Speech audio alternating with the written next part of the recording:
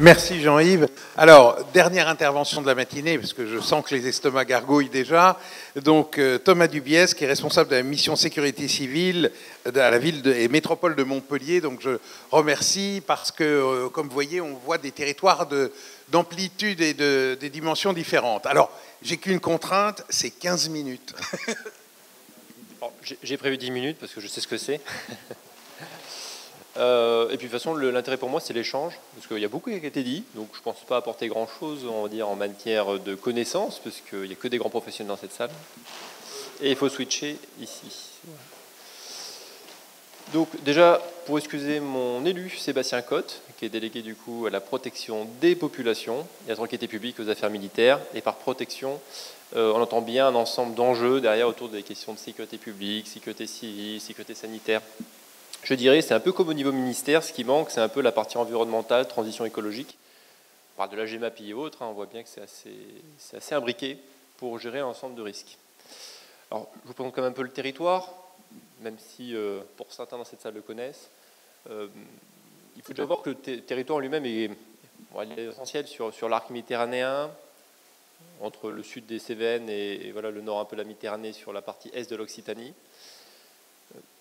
C'est un territoire donc, du coup, soumis au changement climatique direct. On est considéré comme un hotspot climatique à ce niveau-là. Donc on prend de plein fouet le dérèglement climatique, mais on est aussi dans une zone géographique qui est aussi assez complexe en termes de prévision météorologique. Montpellier Méditerranée Métropole a été créé en 2015. C'est quand même relativement récent, surtout que l'administration, qui est aujourd'hui une administration rassemblée, entre la ville métropole et CCAS, a mis quand même du temps à se créer. Ça a été par étapes. Et pour ma part, par exemple, du coup, au niveau de la mission sécurité civile, j'ai été mutualisé en fin 2022. Simplement, voilà, pour montrer un peu l'escalade, qui va dans un bon sens, une bonne démarche sur un ensemble de briques, sur des risques. Simplement, voilà, ça prend ce temps, cette inertie. Est-ce que ce temps aujourd'hui, on l'a en tout cas suffisamment au regard de ce qu'on a été annoncé, ce qui a déjà été annoncé ce matin? C'est une autre question. Donc je porte plus particulièrement les parties des questions de prévention des risques et de gestion de crise. Je ne suis pas tout seul, loin de là, en interne, mais aussi en externe, avec des partenaires du territoire. Et notre démarche, un peu notre culture aujourd'hui, je pense que beaucoup ont vécu déjà, c'est la succession des crises qui se multiplient, comme on peut dire, ces dernières années, à tel point qu'on peut même se demander si on se donne ce temps, cette prospective nécessaire à envisager celle de demain. Alors on a parlé déjà de certaines ce matin, mais il y en a d'autres qui sont énoncées. Alors si je peux vous citer quelques événements. Alors, le terme crise est assez centré, mais on va parler d'événements au sens large, parce que je pars toujours du principe et du postulat que, quelle que soit notre démarche, on doit partir de la vie quotidienne pour envisager la crise. On ne peut pas inventer des outils, des actions propres à un événement dimensionnant exceptionnel qui n'arrive pas tous les jours. Il faut vraiment qu'on repose sur ce socle commun du quotidien. Donc des incendies d'habitation collectifs, 2 étages, une vingtaine d'appartements avec les familles associées, potentiellement même, pas dans cet incendie-là, mais parfois des victimes concrètes derrière aussi.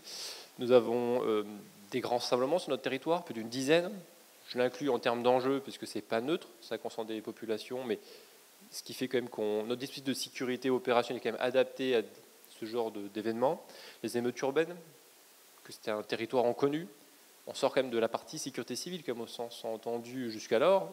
Pour autant, la sécurité civile, c'est bien l'imbrication de ces différentes forces autour d'un événement un peu exceptionnel et des outils communs. Alors, transformation dangereuse, inondations, feux de forêt, vents violents, canicule. Canicule 2019 avec une vigilance rouge, 45 degrés sur le secteur de Montpellier, sans parler des eaux de chaleur urbain, plus ou moins maîtrisées. Simplement pour dire que voilà, une vigilance rouge, on va dire qu'on a vécu en 2019. Entre-temps, c'est passé sur l'ouest de la France, dans le nord. Ça va être le quotidien de demain. Et le nombre de jours vont augmenter, on le sait, même si on se rend compte aussi que l'échelle de gravité va aussi baisser en parallèle, parce que l'exceptionnel de demain devient le quotidien d'aujourd'hui. Je l'inverse. L'exceptionnel d'aujourd'hui, tout cas, deviendra le quotidien de demain. Voilà pour ces éléments. Et bien sûr, la pandémie ou l'accueil de réfugiés ukrainiens, parce qu'on était aussi un axe de transition vers l'Espagne. Donc tous ces éléments-là nous ont apporté une forme d'enrichissement très importante dans notre posture, notre gestion des risques. Et si je reviens un peu en quelques chiffres, la métropole en elle-même, c'est 31 communes aujourd'hui, c'est 3 bassins versants. Je l'évoque aussi avec le clin d'œil de l'adjoint de Draguignan, parce que c'est aussi une logique de subvention et d'action à l'échelle de bassins versants possible. Donc du coup, ça a quand même quelques complexités un peu administratives. On ne peut pas penser une action, on va dire, sur l'ensemble des territoires d'un seul coup. C'est près de 507 000 habitants au niveau de la métropole. C'est 300 000 habitants, 305 au niveau de la ville. Donc 3/5 de la population est quand même concentrée sur la ville-centre.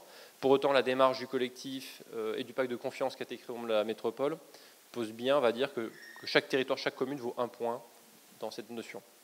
Alors la métropole est découpée un peu en territoires. Montpellier est un territoire à part entière. C'est 8 000 agents dans cette collectivité aujourd'hui. Pas loin de 1 000 managers à différents niveaux. Mais ça met quand même déjà ça. Et on est formé en mode de collier de perles.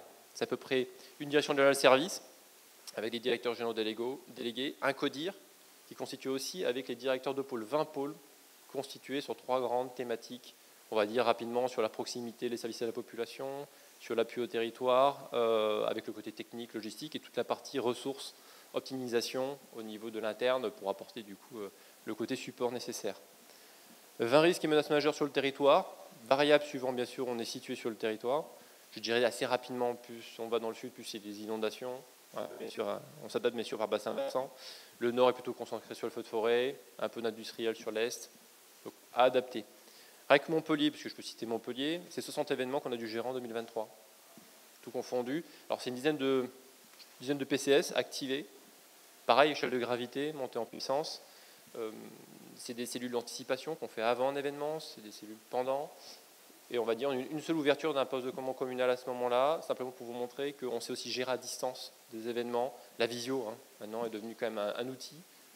Pas se reposer que sur la visio, mais c'est devenu un outil à part entière pour gérer des événements, surtout qui sont prévisibles et qui peuvent s'inscrire dans le temps, typiquement une canicule.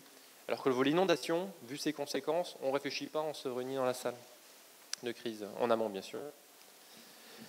La stratégie en elle-même, si je conclue un peu sur cette partie, on va dire, du territoire, on a 2 collectivités, mais c'est 3 fonctions pour moi à considérer. J'ai 3 niveaux de périmètre de responsabilité ou d'obligation.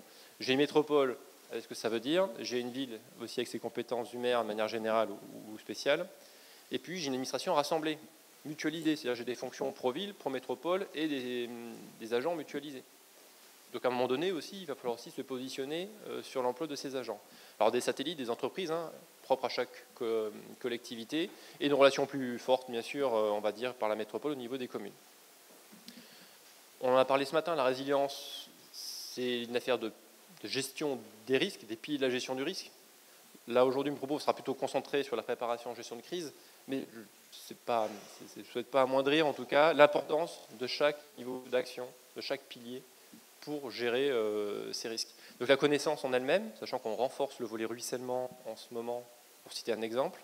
La réduction de la vulnérabilité, on parle de la GEMAPI, très ancrée depuis plus de 20 ans sur le territoire. L'OLD également, un vrai sujet de fond, et encore plus à renforcer sur le nord aujourd'hui de la métropole.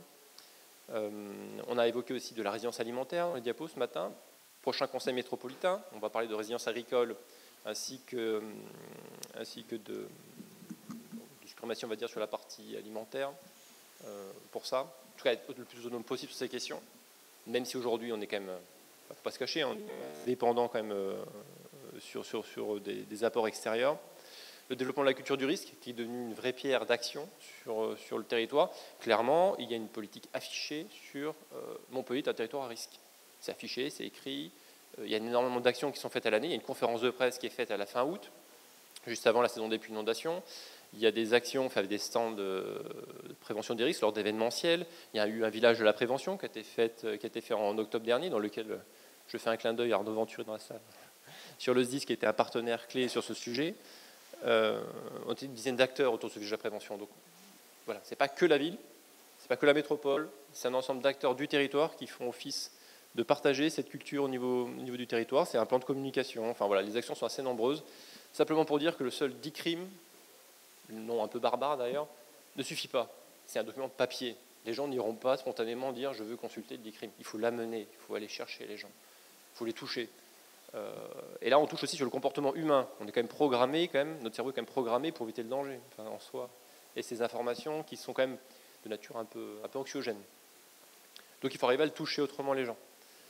Les questions de veille et de surveillance, bon voilà, on On s'est programmé pour faire ça, et la question de la gestion de crise sur lequel je vais en créer. Donc on s'appuie sur différents outils leviers aussi pour nous aider dans notre réflexion, au-delà de la réglementation. On a le PCDETS par exemple qui impose déjà des choses assez claires, comme on a un axe dédié à la résilience du territoire, on a un PLUI climat qui a été créé, qui est plutôt même un sujet même expérimental à l'échelle nationale. Un plan d'administration que j'ai mis un peu rapidement en image, mais moi, c'est un outil interne aussi, un levier interne pour faire avancer aussi la culture du risque en interne, la préparation à la gestion de crise. Donc j'ai cet outil à ma disposition. Et puis après, des informations. On a parlé de la stratégie nationale de résilience, il y a le livret blanc de la sécurité intérieure, même le rapport AXA, Future Risk Report, que j'aime bien, qui permet de faire un petit sondage au niveau des différents gestionnaires de crise, qui est d'ailleurs sorti d'une LIREC, de l'IHMI, et dont le dernier rapport est sorti il y a quelques semaines, jours. Donc voilà. Donc les 3 gros sujets aujourd'hui, c'est le changement climatique, c'est le cyber et c'est le géopolitique qui intéresse en tout cas les décideurs. Donc dans cet échange, alors si j'enlève un peu les communes, on est sur un travail collaboratif, on est là un peu pour être un peu superviseur dans la démarche. Cependant, chaque pôle, chaque service est responsable de son organisation. On est une telle grosse structure, on ne va pas écrire à la place d'eux. D'ailleurs, c'est pas les rendre service, mais le but c'est de les rendre responsables dans leur démarche, mais de leur apporter l'accompagnement nécessaire dans l'échange. Donc après, bien sûr, ils ont aussi leurs propres obligations, parce que même si on parle de sécurité civile, je ne sais pas si on parle d'éducation nationale, le sujet, il y a des propres doctrines au niveau national, il y a même plusieurs acteurs qui gèrent une école suivant le temps scolaire, périscolaire, extrascolaire. Bon, tout ça, bien sûr, on va considérer. On est dans une approche multirisque de la vie quotidienne, le temps court, le temps long, la gestion de crise, et on essaye de considérer l'exceptionnel de leur cadre. Donc on va quand même sur le comportement humain aussi derrière. L'approche capacitaire, c'est quand même déjà de dire comment on arrive à gérer les 300 premières 12 heures, qui sont les plus critiques en soi, avec des moyens et des ressources, l'imbrication et la transversalité nécessaire des services derrière, et on se veut une collectivité apprenante. Alors parcours de formation, notamment au niveau des acteurs d'astreinte, c'est des exercices. Cette année on en a fait 3, enfin au-delà des formations cas pratiques, on a fait 3 exercices, plus ou moins compliqués. Un exercice 4 sur les inondations, c'était en octobre. On sort d'un exercice feu de forêt avec une simulation de terrain au niveau du séminaire pour nous, avec des gros enjeux derrière. Et on a fait aussi un exercice cyber au mois de juin, juste avant les élections. Et on a mis d'ailleurs les problématiques élections à l'intérieur pour mettre un petit peu du stress à nos élus. Et derrière la complexité que ça peut être aussi derrière avec les outils.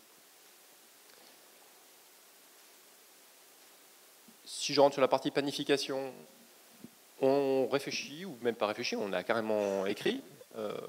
On pense pas à un plan, on pense à un triptyque de plans. Le fait qu'on soit mutualisé, même s'il y a des compétences diverses, on pense du coup à un PCS qui est en cours de révision à l'heure actuelle. En décembre prochain, il y aura une nouvelle version du PCS. On l'a évoqué, méthode agile, méthode Scrum. On avance au fur et à mesure, on intègre des risques et des composantes. En tout cas, le PCS lui-même sera révisé en décembre prochain. On va attaquer le PIX, même si rien n'a pas été fait derrière. Je parle de formalisation du PIX dans un premier niveau, je dirais pour répondre déjà au délai réglementaire. Aussi besoin pour nous de faire la photo de ce qui existe et ce qui a été fait, notamment à travers la voirie, la compétence GEMAPI, une police métropolitaine des transports qui ouvre aussi des nouveaux axes d'action, en tout cas, et d'aide au niveau des territoires. C'est déjà des leviers sur lesquels on va déjà faire une photo en 2025 et sur lesquels d'ailleurs on sera aussi accompagné avec le CIPRE. Et le PCA, qu'on souhaite aussi formaliser, parce qu'on a, voilà, comme tout le monde, on a des plans, il y en a une ribambelle. Au niveau interne, pareil, des acteurs ont formalisé, ont écrit. La question de la mise à jour est toujours le débat. Mais en tout cas, on veut formaliser une triptyque de plans avec une doctrine commune derrière. Pourquoi ? Parce qu'en fait, la réponse face à une crise, elle va taper sur ces 3 plans. Quoi qu'on fasse, moi je monte en cellule de crise avec un maire-président, avec une direction générale des services mutualisés, avec une com mutualisée. Et globalement, je ne sais pas si je donne l'exemple de la voirie, puisque c'est quand même une compétence qui a pu être transférée. J'ai besoin d'agents de la voirie. Mais le maire, pour fermer un point bas, il a besoin d'agents de la voirie. Ça, c'est du coup la métropole qui apporte ce moyen, cette action. Donc il y a déjà une répartition pour nous des points bas à fermer dans des situations d'urgence assez difficiles. Et il faut garantir aussi la présence de ces acteurs en temps réel. Donc je peux parler de contenu d'activité aussi qui est associé derrière. Hors crise majeure, on parle de la neige. En 2018, elle nous a complètement paralysés pendant 48 heures. Donc, la pandémie, le délestage électrique programmé, on le voit vite. Donc tous ces sujets se retrouvent vite imbriqués et sur fond de documents uniques, le risque professionnel qui n'est pas forcément bien valorisé ou pas suffisamment. L'intervenant, pour aller sur le terrain, il faut qu'il soit équipé, formé. Voilà. Il faut aussi envisager ces éléments. Donc un PCS en cours, enfin qui est avancé sur cette disposition-là, le PIX qui est déjà démarré, on va dire, mais qui se formalisera l'année prochaine, et un PCA qui sera dans une démarche un peu long terme et sur lequel on peut déjà réaliser des actions, des briques, comme avec le cyber à l'heure actuelle. Donc bon, je ne vous passe pas les éléments un peu liés à la continuité d'activité. Donc on est dans une cellule de crise qui se veut unique, stratégique, à l'échelle de l'administration rassemblée, mais on la veut agile, c'est-à-dire qu'on aura toujours des fonctions fixes, de décision, de situation, de communication, avec les enjeux de communication de crise, de toute façon, aujourd'hui, on ne pourrait pas s'en passer, et des fonctions beaucoup plus agiles qui s'adaptent à la nature et l'importance de l'événement. Donc cette cellule de crise, aujourd'hui, hein, elle est en construction, mais on a déjà elle existe déjà, elle est déjà activable, mais les enjeux du PIX et du PCA vont apporter de nouvelles dimensions au fur et à mesure par bloc.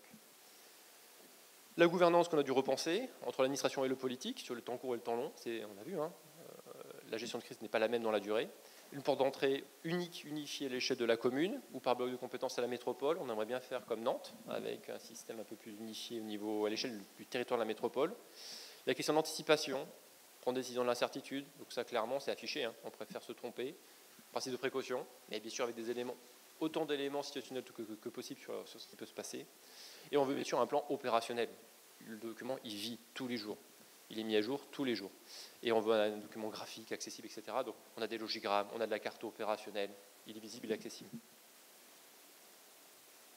Et je conclue un peu sur la partie moyen en soi. Donc on parle d'une cellule de crise. Donc aujourd'hui, c'est une salle de crise municipale qu'on a, hein, sur lequel du coup, on a des acteurs ville, métropole et CCS qui sont rentrés à l'intérieur. On a une vision de ce qui se passe à la métropole, hein, mais on n'a pas de vraie cellule de crise, de coordination à l'échelle de la métropole aujourd'hui. Il y a des réponses qui sont apportées par bloc de compétences, mais pas de manière aussi articulée. Et là, l'ambition, en fait, on a un hôtel des sécurités, un bâtiment des sécurités qui va sortir, un peu comme Nice, en 2028. La première pierre elle a été posée, c'est là-dessus. Donc on aura vraiment une cellule de crise qui est déjà réfléchie dans un noyau avec des PC opérationnels autour, type vidéoprotection, type police municipale, et police même territoriale, parce que j'ai une police municipale et métropolitaine, dans un nœud commun avec une salle de crise, avec des zones chaudes, froides et de surplus pour gérer des situations concomitantes. Donc l'hôtel de sécurité va apporter cette nouvelle dimension, cette coordination associée. D'ici là, ça sera un peu sport. Un dispositif d'astreinte structuré pour prendre les 3 dimensions de la décision, enfin la stratégie en elle-même de l'action, du tactique, avec la coordination que ça veut dire, jusqu'à l'opérationnel terrain. C'est pas mal d'astreintes, hein, au niveau de la ville métropole. Et donc l'idée, c'est quand même de structurer quand même, ces éléments-là. Ça va être des temps d'échange et de parcours communs aussi avec ces astreintes, qui ont déjà commencé pour certaines, qui sont encore à ouvrir vers d'autres. C'est des outils communs aussi pour fédérer petit à petit les acteurs de la vie quotidienne, si je peux appeler ça ainsi, pour gérer ensemble des situations de crise. Je m'arrêterai un peu là-dessus. On a une logique un peu d'entraide au niveau de l'astreinte sécurité civile qui est doublée au niveau de la ville-centre, voir comment on va l'adapter au niveau de la métropole. Mais l'idée, ça va bien de l'évaluation d'une situation, de l'appui, l'appréciation des plans, d'aider le décideur, jusqu'à faire appel à des moyens supplémentaires et les coordonner s'il y a lieu. Les moyens de veille d'alerte sont assez multiples. Prédic Service, on l'a évoqué, Météo France, qui nous aide à apprécier l'événement. On a une astreinte GEMAPI qui aide à faire de la veille météorologique pour le compte de la métropole et de la ville-centre. Genre, il y a des notifications qui sont envoyées auprès des maires, hein, des communes, avec des seuils de gravité qui correspondent au PIX. Alors que Prédic, c'est son seuil à lui. Voilà, donc on est aussi dans la multiplicité des canaux d'alerte, ça aussi c'est un débat, avec même un préfet aujourd'hui qui nous envoie même des alertes en vigilance jaune. On voit bien que maintenant on est vite alerté pour tout, et la notion de la responsabilité, elle peut vite être engagée pour tout. Des capteurs, on a une quarantaine de capteurs supplémentaires en plus de Vigicru pour nous aider à apprécier ce qu'il y a sur le territoire. Alors, c'est bien, hein, c'est un œil, mais si on n'a pas anticipé les moyens, on n'a pas mobilisé avant, les capteurs ne servent pas à grand-chose, on va dire.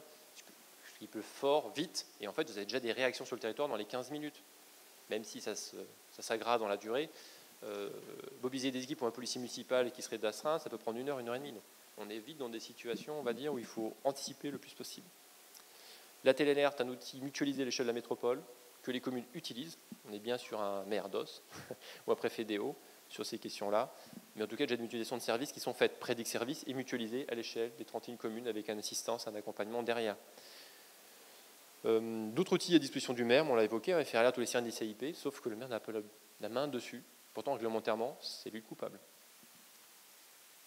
Et dans les outils de collaboration, du coup, se pense à l'échelle de la collectivité. On met sûr dans un partage avec la préfecture, on a un référent qui peut aller au COD, mais chacun va dire l'état des outils, on a nos outils.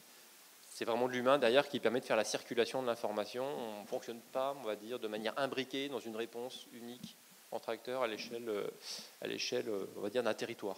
Ce qui, je pense, quand même, pourrait apporter de la souplesse, en tout cas de la visibilité. Donc on a un outil collaboratif à l'échelle de la ville, à l'échelle des communes aujourd'hui qui existent, et on va renforcer cette question d'interopérabilité, de partage de données pour garantir une bonne vision et éviter de multiplier les outils aussi dans le temps. Visualisation des moyens, leur localisation, visualisation aussi des plans, des astreintes qui est permanente. Le but, c'est vraiment d'avoir une vision, un peu de synthèse sur un outil, sans oublier le papier et le tableau blanc derrière. Des matériels d'urgence, prêts à l'emploi. Bon, on a des lots préconditionnés. Pareil, on peut avoir des éléments pour les personnes de bas âge, les personnes plutôt vulnérables. On a des lots sanitaires depuis le Covid qu'on a créés, prêts à l'emploi. Donc on a des moyens, on le sait, hein, la question du moyen matériel elle est là. Alors elle est aussi limitée quand on voit les enjeux sur un territoire comme Montpellier, sans parler de la population de transit. On peut parler de quoi, de 2 véhicules heure, sans parler des trains de passage. Donc, ça peut vite être assez important à gérer sur un volume. Donc on sait gérer, mais on sait ouvrir 4 centres d'accueil de groupement simultanés. Ça c'est possible grâce à une association agréée de sécurité civile avec qui on a marché.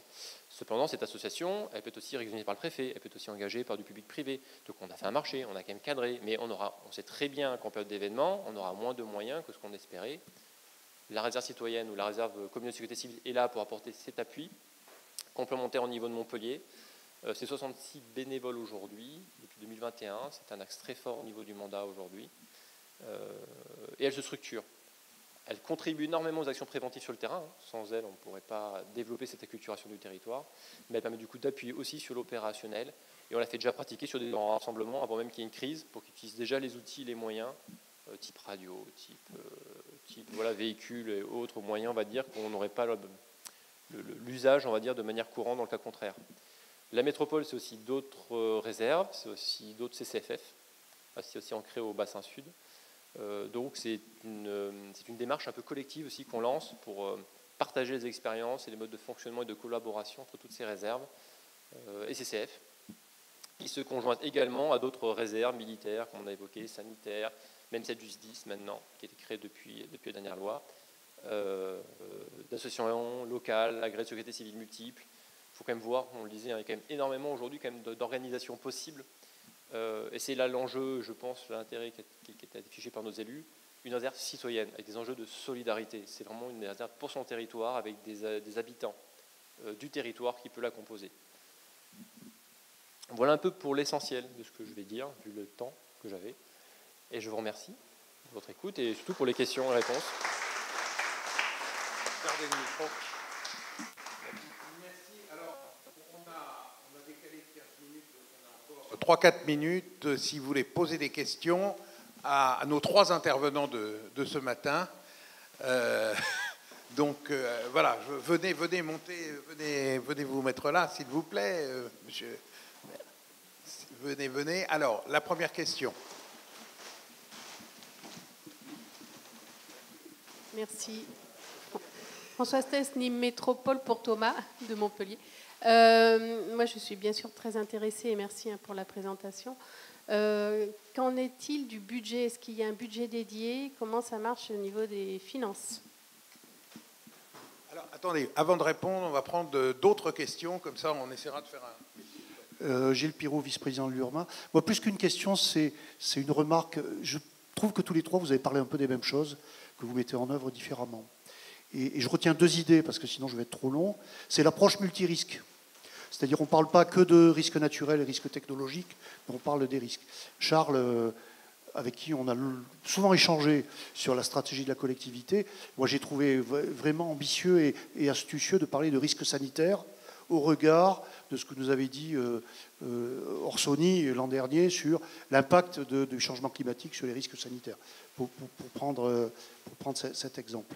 Et 2, il y a eu pas mal de débats et de remarques sur finalement le rôle de la commune ou de la ville et de l'échelon intercommunal, que ce soit une métropole ou une communauté de communes.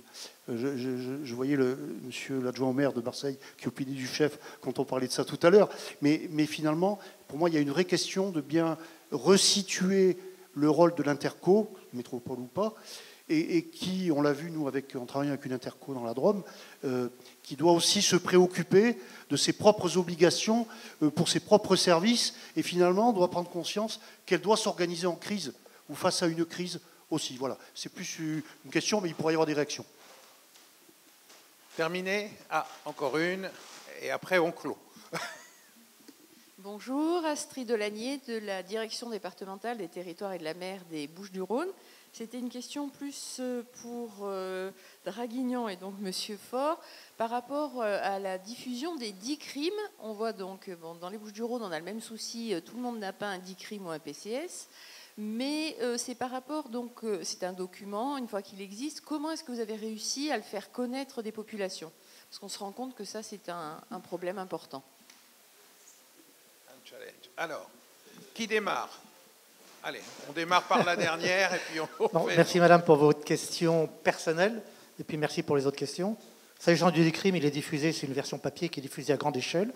Il est diffusé également sur le site. Et ensuite, il y a une démarche, je dirais, de communication qui consiste à aller vers les gens pour leur expliquer.